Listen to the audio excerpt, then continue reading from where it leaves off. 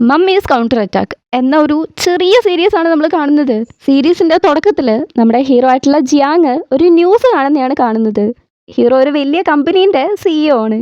ജിയാങ്ങിന്റെ wife pregnant ആയിരിക്കെ ഒരു foreign ഇൻവെസ്റ്ററുമായിട്ട് ബന്ധമുണ്ട് എന്നുള്ള രീതിക്കാണ് ന്യൂസിൽ പറയുന്നത്.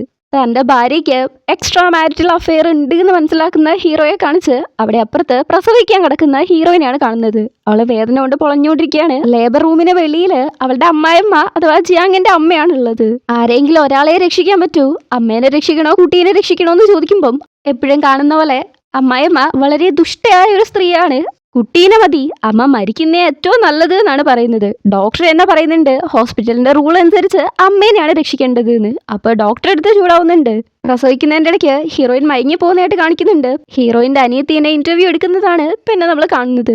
നിങ്ങളുടെ ചേച്ചി ഇങ്ങനെയാണല്ലോ ചെയ്തേന്ന് ഇന്റർവ്യൂവർ ചോദിക്കുന്നതിന് അയ്യോ അവൾ അങ്ങനെയൊക്കെ ചെയ്തോ, ഷോ മോശമായി പോയി, എന്ത് കഷ്ടമാണല്ലേ എന്നിട്ട് സ്ലിപ്പായി പറയുന്ന കണക്ക് ഹീറോയിൻ ഒരു ഇല്ലിജിറ്റിമേറ്റ് കുട്ടിയാണെന്നാണ് പറയുന്നത്. എന്ന് പറഞ്ഞാല് വഴിതെറ്റി ഉണ്ടായതാണെന്ന്. പെണ്ണിന്റെ സംസാരം കേട്ടാലേ അറിയാൻ വിഷമാണെന്ന്. പിന്നെ അവൾ എണീക്കുമ്പോൾ അവളുടെ അടുത്ത് അവളുടെ ഫ്രണ്ടാണുള്ളത്. കുട്ടി എവിടെയെന്ന് ചോദിക്കുമ്പം മരിച്ചുപോയി എന്ന ഫ്രണ്ട്. അത് അവളെ കൊണ്ട് വിശ്വസിക്കാനും പറ്റുന്നില്ല, ഉൾക്കൊള്ളാനും പറ്റുന്നില്ല. ഭർത്താവിനെ വിളിക്കുന്നുണ്ട്. ഞാൻ ന്യൂസ് കണ്ടു, നീ ചെയ്തു വെച്ച എല്ലാ പരിപാടിയും ഞാൻ അറിഞ്ഞു. ഇനി എൻ്റെ വീട്ടിലേക്കും എൻ്റെ ജീവിതത്തിലേക്കും എൻ്റെ മുന്നിലേക്ക് നീ വന്നു പോരുത് എന്ന് പറഞ്ഞ് കോൾ കെട്ടിയാണ്. പിന്നെയും ഇവളെ വിളിച്ചു നോക്കുന്നുണ്ട്, പക്ഷെ സ്വിച്ച് ഓഫ് ആണ്. അങ്ങനെ പിന്നെ നമ്മൾ കാണുന്നത് 5 വർഷം കഴിഞ്ഞിട്ടാണ്. ജിയാങ്ങിന്റെ കമ്പനിയാണ് അവിടുത്തെ ടോപ്പായിട്ട് നിൽക്കുന്ന ഫാഷൻ ഇൻഡസ്ട്രിയിലെ കമ്പനി. ജിയാങ് കമ്പനി മറ്റൊരു കമ്പനിയായിട്ട് ടൈപ്പ് വെക്കാൻ പോവാണ്. അപ്പൊ അതിന്റെ ഒരു പ്രസ് കോൺഫറൻസ്. ഹീറോ സ്പീച്ച് കൊടുത്തതിന് ശേഷം മറ്റേ കമ്പനീന്റെ പ്രസിഡന്റ് ഒന്ന് സംസാരിക്കുന്നുണ്ട്. അവരാണ് മോഡലിനെ ഇൻവൈറ്റ് ചെയ്യുന്നത്. മോഡലിന്റെ പേര് അനൗൺസ് ചെയ്യാൻ പോകുന്ന സമയത്ത് അമ്മായിയമ്മ അടുത്തിരിക്കുന്ന യൂൻമീൻ്റെ അടുത്ത് നീയാണ് പോവേണ്ടത്, എണീറ്റ് റെഡി ആയിട്ട് നിന്നോളാൻ പറയുമ്പം അവളും വലിയ ഗത്തായിട്ട് എണീറ്റൊക്കെ നിൽക്കുന്നുണ്ട്. അപ്പോഴാണ് പ്രസിഡന്റ് വേറൊരാളുടെ പേര് വിളിക്കുന്നത്. വരുന്നതാണെങ്കിൽ നമ്മുടെ ഹീറോയിൻ. യൂൻമിക്ക് ഒരേ സമയം ഷോക്കും കണ്ണുകടിയാണെങ്കിൽ അവിടെ ഹീറോയ്ക്കും അമ്മായിയമ്മയ്ക്കും ഷോക്കാണ്. ഹീറോയിൻ സ്റ്റൈലായിട്ട് വന്ന് അവളുടെ സ്പീച്ച് കൊടുക്കുന്നുണ്ട്. എത്ര ധൈര്യം ഉണ്ടെങ്കിൽ അവൾ ഇവിടെ വരും എന്ന് ഹീറോയുടെ മൈൻഡ് വോയിസ്. പരിപാടി കഴിഞ്ഞ് ഹീറോയിനും ഫ്രണ്ടും സംസാരിച്ചിറങ്ങി വരുന്ന സമയത്ത് യൂൻമി അവരുടെ അടുത്ത് പോയിട്ട് നിനക്ക് നാണമില്ല ഇങ്ങനെയൊക്കെ ചെയ്യാന്ന് പറഞ്ഞ് മുഖത്തിനിട്ട് എന്നെ ഒരു അടി കൊടുക്കുന്നുണ്ട്. അനിയത്തിന്റെ എല്ലാ സാധനവും ചീച്ചി തട്ടിയെടുത്തു എന്നാണ് പറയുന്നത്. അച്ഛൻ ഇട്ടിട്ട് പോയി, ഇപ്പൊ അനിയത്തിന്റെ അവസരങ്ങൾ തട്ടിയെടുക്കുന്നു എന്നൊക്കെയാണ് പരാതി. ഞാൻ തുടങ്ങിയിട്ടേ ഉള്ളൂ, നീ എൻ്റെ അടുത്ത് നിന്നെടുത്ത് എല്ലാം ഞാൻ തിരിച്ചെടുത്തിരിക്കും എന്നും പറഞ്ഞ് പോകുന്ന അവള് അടുത്ത പണി ഹീറോയ്ക്കുള്ളതാണെന്ന് മനസ്സിൽ വിചാരിക്കുന്നുണ്ട്. ഈ ഒരു സീനൊക്കെ അവിടെ നിന്ന് ഹീറോയും കാണുന്നുണ്ടായിരുന്നു. ഇവിടെ ഹീറോയിൻ റോട്ടിലൂടെ നടന്നുകൊണ്ടിരിക്കുന്ന സമയത്ത് പെട്ടെന്നൊരു ചെറിയ കുട്ടി വന്നിട്ട് അമ്മയെന്ന് പറഞ്ഞ് അവളെ കെട്ടിപ്പിടിക്കുവാണ്. അവള് ഷോക്കായിട്ടിരിക്കുമ്പം ഇവിടെ ഇപ്പുറത്ത് ഹീറോ പേടിച്ചിരിക്കുകയാണ് അവന്റെ കുട്ടീനെ കാണാഞ്ഞിട്ട്. കുട്ടീന്റെ പേര് ആനന്ദാണ്. അവന്റെ കയ്യിൽ വാച്ച് ഉണ്ടായിരുന്നു. ആ ഒരു ലൊക്കേഷൻ വെച്ചിട്ട് നോക്കുന്നുണ്ട്. ഇവിടെ ഹീറോയിൻ കുട്ടീനെ ഇങ്ങനെ ഒറ്റയ്ക്ക് കണ്ടിട്ട് അങ്ങനെ വിട്ടിട്ട് പോകാൻ പറ്റത്തില്ലല്ലോ. അതുകൊണ്ട് കുട്ടീൻ്റെ അടുത്ത് ചോദിക്കുന്നുണ്ട് മോൻ്റെ പാരൻസ് എവിടെയാണ്, ആരാണെന്നൊക്കെ. നിങ്ങൾ എൻ്റെ അമ്മാന്ന് ആന്. മോനെ, കുഞ്ഞു പിള്ളേര് കള്ളം പറയാൻ പാടില്ല. ശരി, എനിക്കറിയാം. ആർക്കും എന്നോട് സ്നേഹമില്ല. എൻ്റെ അച്ഛൻ എപ്പോഴും വർക്ക് എന്ന് പറഞ്ഞാൽ നടക്കും. അമ്മയ്ക്ക് എന്നെ ഇഷ്ടമല്ല എന്നാ ഭയങ്കര ക്യൂട്ടായിട്ട് ആൻ പറയുമ്പം അച്ചോടാ ഇത്രയും ക്യൂട്ടായിട്ടുള്ള വാവേനെ എനിക്കൊരുപാട് ഇഷ്ടമാണല്ലോ എന്ന് ഹീറോയിൻ. അപ്പോഴാണ് അങ്ങോട്ടേക്ക് ഹീറോ വരുന്നത്. അവർ രണ്ടും പരസ്പരം അങ്ങോട്ടും ഇങ്ങോട്ടും കണ്ട് ഷോക്കാവുന്നുണ്ട്. ഹീറോ കൊച്ചിനെ വിളിച്ചുകൊണ്ട് പോകാൻ നോക്കുമ്പം നീ കൊച്ചിന്റെ ആരാണെന്ന് ഹീറോയിൻ. അവളുടെ കുട്ടി ജീവനോടെ ഉണ്ടായിരുന്നെങ്കിൽ ഇവന്റെ പ്രായമാണല്ലോ ഉണ്ടാവേണ്ടത്. ഇതിന്റെ ഇടയ്ക്കാണ് കൊച്ച് അച്ഛൻ അമ്മേനെ ഒന്നും ചെയ്യരുത് എന്ന് പറയുന്നത്. അച്ഛനോന്ന് അവക്ക് ഷോക്ക്, അമ്മയോന്ന് അവന് ഷോക്ക്. അവള് പിന്നെയും കൊച്ചുമായിട്ടുള്ള റിലേഷൻ ചോദിക്കുന്നുണ്ട്. നിന്റെ അടുത്ത് പറയേണ്ട കാര്യമില്ലെന്ന് ഹീറോ. ഹീറോയുടെ അസിസ്റ്റന്റ് ആന്നെ അവിടുന്ന് കൂട്ടിയിട്ട് പോകുമ്പം ഹീറോയിനെ മാറ്റി നിർത്തിയിട്ട് കൊച്ചെന്തിനാ നിന്നെ അമ്മയെന്ന് വിളിക്കുന്നത്, കൊച്ചിനെ ബ്രെയിൻ വാഷ് ചെയ്ത് വെച്ചിരിക്കുകയാണോ എന്ന് ഹീറോ. അതെങ്ങനെയാ നിന്റെ കുട്ടിയാവുന്നത് എന്ന് ഹീറോയിൻ. അത് നമ്മുടെ കുട്ടിയാണ്, അതിനൊന്നും ചാൻസേ ഇല്ലെന്ന് ഹീറോയിൻ. അതെ, ഇമ്പോസിബിൾ ആണ്. നിന്നെപ്പോലെ ഒരു വൃത്തികെട്ട സ്ത്രീ അവൻ്റെ അമ്മയായിരിക്കാൻ ഒരു ചാൻസും ഇല്ല.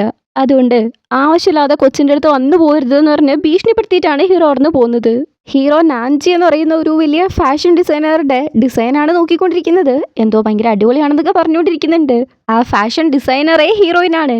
അവളെയാണ് അവൻ കമ്പനിയിലേക്ക് കൊണ്ടുവരാൻ ആഗ്രഹിക്കുന്നത്. പക്ഷെ അത് ഹീറോയിനാണെന്ന് അറിയത്തില്ല.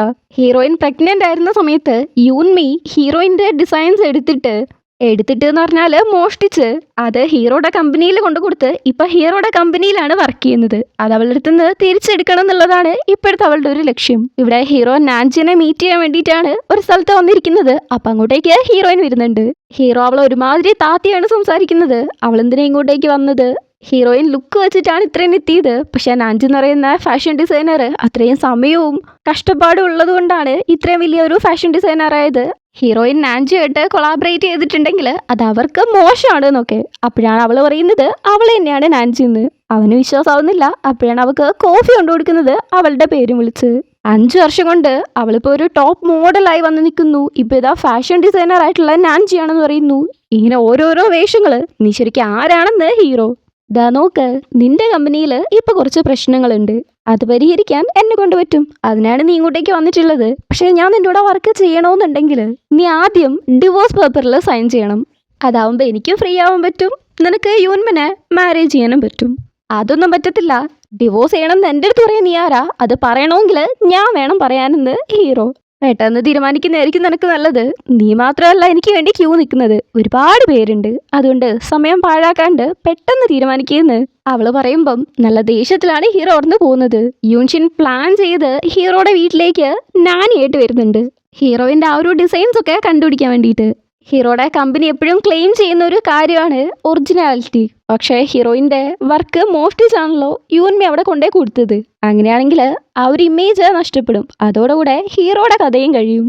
അതിനാണ് ഹീറോയുടെ വീട്ടിൽ പോകാൻ പ്ലാൻ ചെയ്യുന്നത്. പക്ഷേ സ്ട്രെയിറ്റ് ആയിട്ട് പോയാൽ അങ്ങനെ കേട്ടത്തില്ലല്ലോ. അതുകൊണ്ട് നാനിയായിട്ട് പോകുന്നതിന് മുന്നേ അവളെ മനസ്സിലാക്കാതിരിക്കാൻ വേണ്ടിയിട്ട് ഒരു ബട്ടർഫ്ലൈ ബാഡ്ജ് എടുക്കുന്നുണ്ട്. അതിപ്പോൾ ഡെവലപ്പ് ചെയ്തുകൊണ്ടിരിക്കുന്ന ഒരു ടെക്നോളജിയാണ്. അതൊരാളുടെ അടുത്ത് ഉണ്ടെങ്കിൽ അയാളുടെ ഓപ്പോസിറ്റ് നിൽക്കുന്ന ആൾക്ക് ആ ആളുടെ ഫേസ് അല്ല കാണുക, മറ്റാരുടെയെങ്കിലും ഫേസ് ആയിരിക്കും കാണുക. അതായത് ഇപ്പോൾ ഹീറോയിൻ ആ ഒരു ബട്ടർഫ്ലൈ ബാഡ്ജ് വെച്ചിട്ടുണ്ടെങ്കിൽ അവളുടെ ഫേസ് ആയിരിക്കില്ല, മറ്റാരെങ്കിലും പോലെ ആയിരിക്കും കാണുക. അങ്ങനെ ഇപ്പോൾ ഹീറോയുടെ വീട്ടിലേക്ക് വന്നിട്ടുള്ളത് ഇൻ്റർവ്യൂവിന് വേണ്ടിയിട്ടാണ്. 3 പേരുണ്ട് ഹീറോയിൻ അടക്കം. ആദ്യത്തെ ആളുടെ കൊഞ്ചലും പെരുമാറ്റവും ഒക്കെ കണ്ടിട്ട് നാനിയാവാൻ വന്ന പോലില്ല, വേറെ ഉദ്ദേശമുള്ളതാണ് തോന്നുന്നത്. രണ്ടാമത്തെ ആളാണെങ്കിൽ ഒരുമാതിരി ഒച്ചയെടുത്താണ് സംസാരിക്കുന്നത്. അത് മൂത്തവരായ നമുക്കേ കേട്ട് കേൾക്കാൻ പറ്റുന്നില്ല. ഹീറോയിൻ ഭയങ്കര ശാന്തമായിട്ടാണ് സംസാരിക്കുന്നത്. അതും കുട്ടീനെ നോക്കുന്നവര് അമ്മേനെ പോലെ നോക്കണം, ഞാൻ അങ്ങനെയാണ് കൊച്ചിനെ നോക്കുക എന്നാണ് പറയുന്നത്. അതിന് നിങ്ങളൊരമ്മയാണോ എന്ന് ചോദിക്കുമ്പം അല്ലെന്ന് അവൾ പറയുന്നു. ഹീറോയ്ക്ക് എന്തോ ആ അമ്മ എന്ന് പറഞ്ഞത് അങ്ങ് ഇഷ്ടപ്പെട്ടില്ല. ചേച്ചിയാവാൻ നാനിയാവാം, പക്ഷേ അമ്മയാവല് മാത്രം നടക്കത്തില്ല എന്ന് പറഞ്ഞുകൊണ്ടിരിക്കുമ്പോഴാണ് അമ്മേന്ന് വിളിച്ചോണ്ട് ആരങ്ങോട്ടേക്ക് വന്ന് നേരെ ഹീറോയിനെ ഹഗ് ചെയ്യുന്നത്. അതുകൊണ്ട് എല്ലാവരും ഷോക്കായി പോകുന്നുണ്ട്. അസിസ്റ്റന്റാണ് കൊച്ചിനെ കൂട്ടിയിട്ട് പോകുന്നത്. ഹീറോ എന്താ ആലോചിച്ചെന്നറിയത്തില്ല. ഒരുമാതിരി അവളുടെ അടുത്തേക്ക് എണീറ്റ് വരുമ്പം അവൾക്ക് ആകപ്പെടെ പേടിയാവുന്നുണ്ട്. ആ ബട്ടർഫ്ലൈ ബാച്ച് വല്ലതും കണ്ടുപിടിക്കുമെന്ന്. അത് പൊത്തിപ്പിടിച്ച് നിൽക്കുമ്പം ഹീറോ പറയുന്നു, നിനക്ക് ഫേസിന് ഭയങ്കര തടിയാണ്, പോരാത്തിന് എന്ത് ഡ്രസ്സായിട്ടിരിക്കുന്നത്. എന്തായാലും കുഴപ്പമില്ല, 1 മാസമാണ് പ്രൊബേഷണറി പീരീഡ്, അത് കഴിഞ്ഞിട്ടേ ബാക്കിയുള്ള കാര്യം തീരുമാനിക്കാൻ പറ്റുള്ളൂ എന്ന്. ചുരുക്കി പറഞ്ഞാൽ അവൾക്ക് ജോലി കിട്ടി. അത് അവൾക്ക് തന്നെ അത്ഭുതമാണ്. അവള് ജോലിക്ക് നിൽക്കുന്നുണ്ട്. ഒരേ ഒരു നിബന്ധനയേ ഉള്ളൂ, ഒറ്റൊരു റൂമിലേക്ക് മാത്രം പോകാൻ പാടില്ല. ഹീറോ എപ്പോഴും രാവിലെ ഹണി വാട്ടറേ കുടിക്കുള്ളൂ. ഇവനൊന്നും ഒരു മാറ്റം ഇല്ലാന്നും പറഞ്ഞ് റൂമിലേക്ക് അത് കൊണ്ടുവെക്കുന്നുണ്ട്. അപ്പൊ ഇവനാണെങ്കിൽ എന്തോ പോലമ്പുന്നുണ്ട്. എന്താണെന്ന് അടുത്ത് വെച്ച് കേൾക്കുമ്പം പോവല്ലേ, എനിക്ക് നീ ഇല്ലാതെ ജീവിക്കാൻ പറ്റത്തില്ല എന്നൊക്കെയാണ് പറയുന്നത്. ഇവളെ ശ്രദ്ധിച്ച് കേട്ടോണ്ടിരിക്കുമ്പം പെട്ടെന്ന് ഇവളെ തന്നെ പിടിച്ച് ഹഗ് ചെയ്യുന്നു. ഉറക്കത്തിലാണ് ചെയ്യുന്നത്, വിടാൻ പറഞ്ഞിട്ടൊട്ട് വിടുന്നില്ല.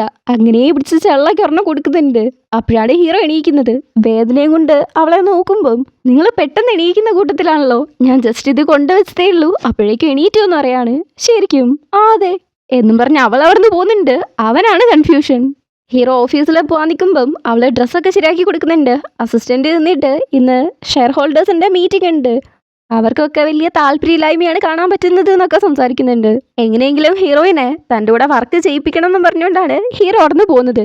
ഇതിൻ്റെ ഇടയ്ക്ക് തന്നെ ഹീറോയിൻ ആ വീട് മൊത്തത്തിൽ നോക്കിയിട്ടുണ്ടായിരുന്നു. പക്ഷെ ആ ഒരു ഡോക്യുമെന്റ്സ് മാത്രം കിട്ടിയിട്ടില്ല.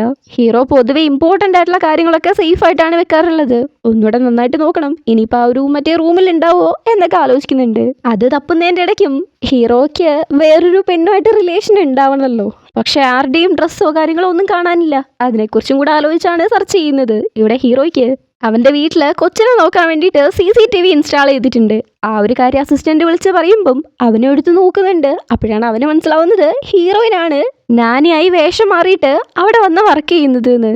അവളുടെ ബട്ടർഫ്ലൈ വെച്ചിട്ട് നേരിട്ട് കാണുമ്പോൾ ഒരു മനുഷ്യന് ഫേസ് മനസ്സിലാവത്തില്ല, പക്ഷെ ക്യാമറയിലൂടെ നോക്കുമ്പം നമ്മുടെ റിയൽ ഫേസ് ആണ് കാണുക. അങ്ങനെയാണ് ഹീറോയ്ക്ക് ഇപ്പം അത് മനസ്സിലായത്. ഒന്ന് ഷോക്കായെങ്കിലും വെറുതെ വിടാൻ ഉദ്ദേശിച്ചിട്ടില്ല. എന്ത് ചെയ്യാനാ വന്നേന്ന് അറിയണമല്ലോ. വീട്ടിൽ വരുമ്പോൾ അവള് വർക്ക് ചെയ്തുകൊണ്ടിരിക്കുകയാണ്. നേരെ ബെഡിൽ ഉയർന്നിട്ട് പ്രസ് ചെയ്ത് തരാൻ പറയാണ്. അവള് നേരെ വന്നിട്ട് അവൻ്റെ നെറ്റിക്കിട്ടൊരു കുത്തു കൊടുക്കുന്നുണ്ട്. ഇങ്ങനെയല്ല മസാജ് ചെയ്യാൻ ഉദ്ദേശിച്ചത് എന്ന് ഹീറോ. ശരിയെന്ന് പറഞ്ഞ മസാജ് ചെയ്യുമ്പം കുറച്ച് ഹാർഡാണെന്ന് പറയുന്നു. പതിയെ ചെയ്ത് കൊടുക്കുമ്പം ഹാഷാണെന്ന്. എടാ ഇവൻ എന്താണ് പ്രശ്നം എന്ന് ഹീറോയിൻ.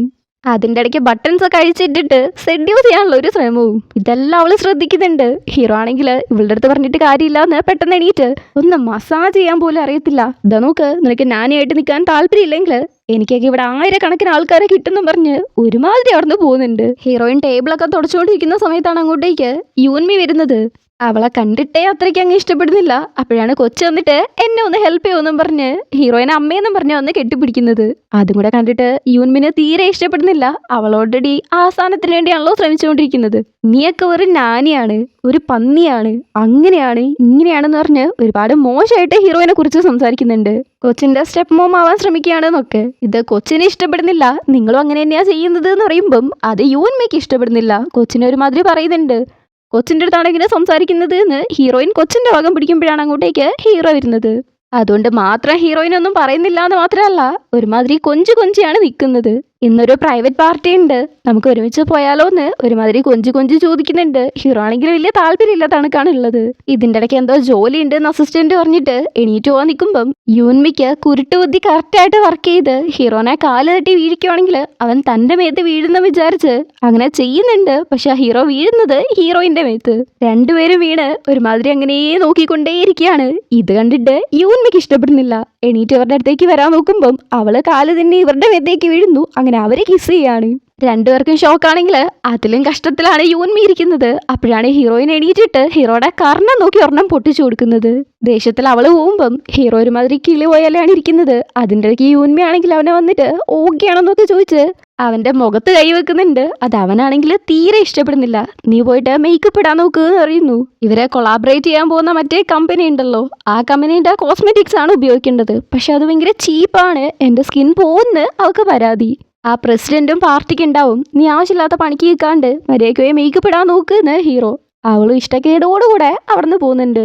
ഹുവാൻ്റെ കോസ്മെറ്റിക്സിനെ അവിടുന്ന് ലോ ക്വാളിറ്റിയാണ്, അങ്ങനെയാണ് ഇങ്ങനെയാണ് എന്ന് അത്രയും കുറ്റം പറഞ്ഞിട്ട് അവൾ ഹുവാൻ്റെ അടുത്ത് പോയിട്ട് ഇത് ബെസ്റ്റ് പ്രൊഡക്റ്റ് ആണ്, ഇനി മുതൽ ഞാൻ ഫുള്ള് നിങ്ങളുടെ പ്രൊഡക്റ്റ് ഉപയോഗിക്കുന്നത്, എൻ്റെ സാധനം മൊത്തം എടുത്ത് കളയാൻ പോവാണ്, ഇന്ന് ഞാൻ അതാണ് ഇട്ടത്, എങ്ങനെയുണ്ട് എന്നൊരുമാതിരി കുഴഞ്ഞു സംസാരിച്ചിരിക്കുന്ന സമയത്താണ് അങ്ങോട്ടേക്ക് ഹീറോയിൻ വരുന്നത്.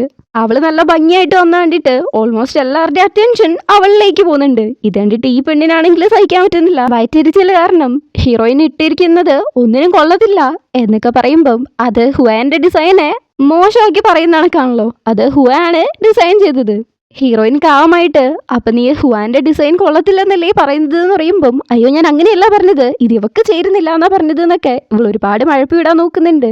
അപ്പോഴാണ് ഇവള് ഹുവാൻ്റെ കോസ്മെറ്റിക്സിനെ കുറിച്ച് കുറ്റം പറഞ്ഞത് വോയിസ് ആയിട്ട് അവിടെ പ്ലേ ചെയ്യുന്നത്. അത് കേട്ട് അവള് ഷോക്ക് ആവുന്നുണ്ട്. ഹുവയ്ക്ക് ഒന്നാമത് ദേഷ്യമായിരുന്നു, ഇതും കൂടെ കേൾക്കുമ്പം പൂർത്തിയാവുന്നുണ്ട്. യൂൻമി അവളുടെ കോൺട്രാക്ട് പുതുക്കാൻ വേണ്ടിയിട്ടും കൂടി ആയിരുന്നു വന്നത്. അതിന് നടക്കത്തില്ലെന്നും ഇനി ഹീറോയിനാണ് അവരുടെ സ്പോക്സ് പേഴ്സൺ എന്നും പറയുന്നുണ്ട്.